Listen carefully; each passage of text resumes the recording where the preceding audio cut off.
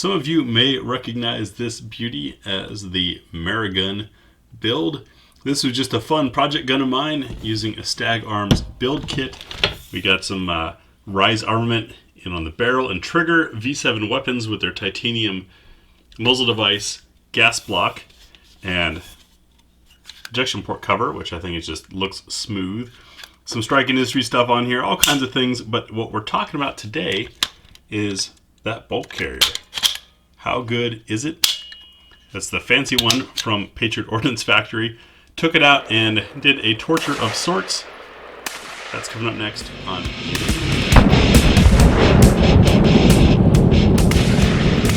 I've done previous videos explaining this build, what all is in it, and also this bolt carrier group from Patriot Ordnance Factory that has a lot of advancements in its design over the original old device, and I wanted to take it out and see how it would run in less than ideal conditions, since that was what it was made for.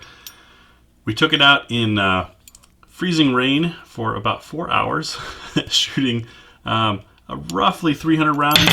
I'd say maybe 200 or so went through this. And what I was curious about is, one, their coating. How easily is this going to wipe off, since the nickel boron, that's one of the traits of it. And the other was this roller cam pin, which seems like a really cool idea. So the idea here is, rather than the cam pin scraping and gouging, running along the top of your upper receiver and charging, well, basically the bottom of your charging handle, if you will, this would roll when it made contact. So I'll get the upper separated from the lower, and let's take a look at that part first. So prior to anything being wiped off, I don't see any scarring. There was overspray from the Cerakote job in there, which should make it pretty easy to detect any real damage done. Pulling out our charging handle, which is also a Patriot Ordnance Factory part. You can see we've got some marking on the top of it from running it. It's taking a little bit of the anodizing off, that's not a big deal. But underneath, there's no scarring from that bolt, from that cam pin bumping up against it. I'm going to wipe out this inside here, and we'll get a closer look and see if there's any marks inside our upper receiver. So now we've got it nice and clean. Any shine you see is a little bit of oil from the rag, and I do not see any scratches on the inside of the upper receiver whatsoever from bolt contact. In fact, the places where there was overspray, there's still overspray. The places where there weren't, it's still just black anodized aluminum. So, gotta say, so far it seems like the Patriot Ordnance Factory bolt carrier does its job, or rather that roller cam pin concept.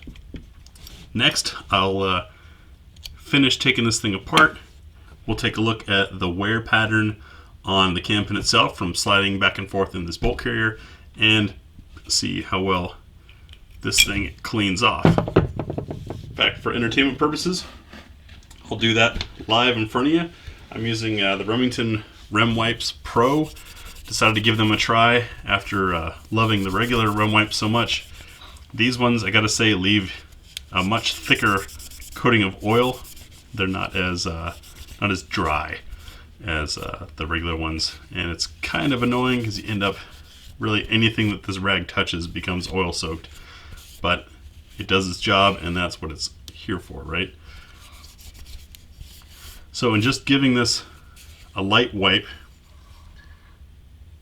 we can see the carbon is coming off. There's a little bit of burn, I guess you could say.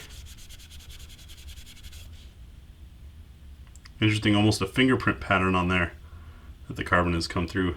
I don't know if the light's going to show that on camera or not.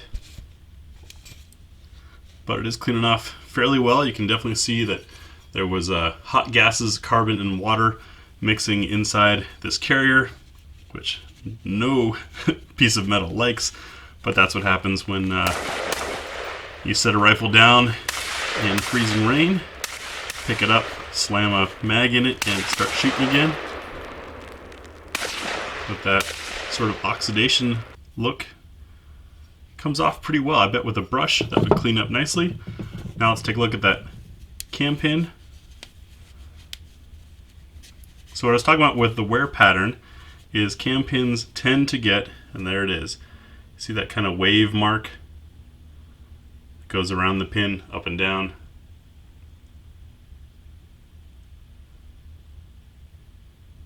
That's pretty typical. I was expecting that, just wanted to see how much there would be. In another video, we test a different coating other than nickel boron to see if it can resist that wear. Wow. Now this bolt carrier is just wiping clean very easily. That's an excellent job there. Look at that, I haven't used a brush. Still a little bit of carbon, of course, on the tail there. That's always the worst part of it, but the rest of it just wiped right off and is certainly plenty serviceable. Now this was by no means a torture test. This was a practical range test. We don't do torture tests because, well, I went to both wars. I don't need to play soldier anymore. Now I play civilian, and like to see improvements like what Patriot Ordnance Factory has done. Taken an existing design and improved upon it, improved manufacturing standards, and innovated some improvements. Can I say improvement any more times? Probably not. I'll need to get brushes and stuff to get down in the rest of it, but we can see that generally the coating has remained true and wiped clean very easily, especially this bolt. That is awesome. That never happens. Good job to Patriot Ordnance Factory. We've seen the roller cam pin works. We've seen the coating on their bolt works. Coating on their carrier works fairly well. I mean, without really hitting with a brush, hard to tell, but I would say that overall we are at a success on these parts. Whether or not that upgrade is worth it to you, I don't know. When you already have a BCG and you're thinking of upgrading, maybe it's kind of a big jump price-wise. However, when you don't have a BCG and you're trying to build a really nice rifle, like for me what the Amerigun was, I think this was a great choice. That's the Patriot Ordnance Factory bolt carrier group, roller cam pin, etc. update. Thanks for watching.